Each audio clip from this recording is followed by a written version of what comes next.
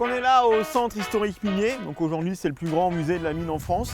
Et ce musée, il s'est implanté sur une ancienne fosse. Cette ancienne mine de charbon, eh bien, on voit son nom tout en haut de ces deux grandes tours métalliques. Est-ce que vous arrivez à lire le nom du propriétaire entre les deux paratonnerres?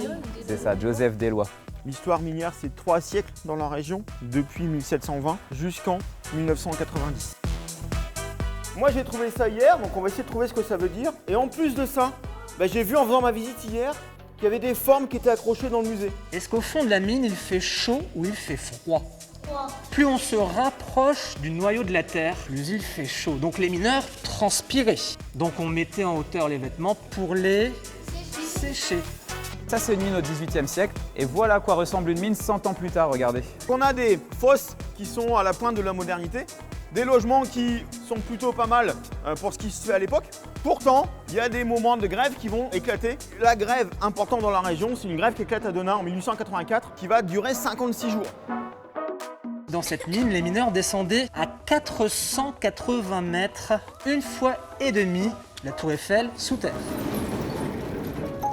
Marche, petit chercheur, petit chercheur. Si tu entends la cloche tinter, le train va avancer.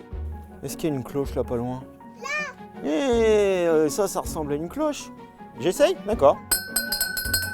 Donc les enfants, est-ce que les mineurs travaillaient avec des animaux sous terre? Non. Oui. Alors qui a le meneur de chevaux?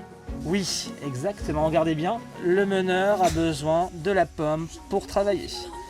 Normalement, les mineurs qui creusent étayent.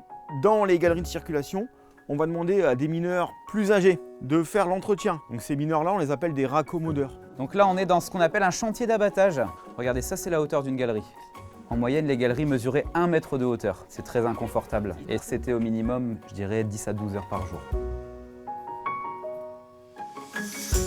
Alors c'est quoi un fossile, si on peut donner une petite définition?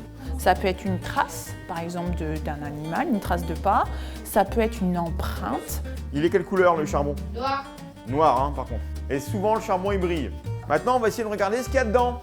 Nous sommes des agents du futur, téléportés pour accomplir une mission qui est de sauver la planète. Et pour ça, il y a des missions, des défis. Est-ce que réparer un téléphone, selon vous, c'est une bonne ou une mauvaise action? C'est une bonne. On est d'accord.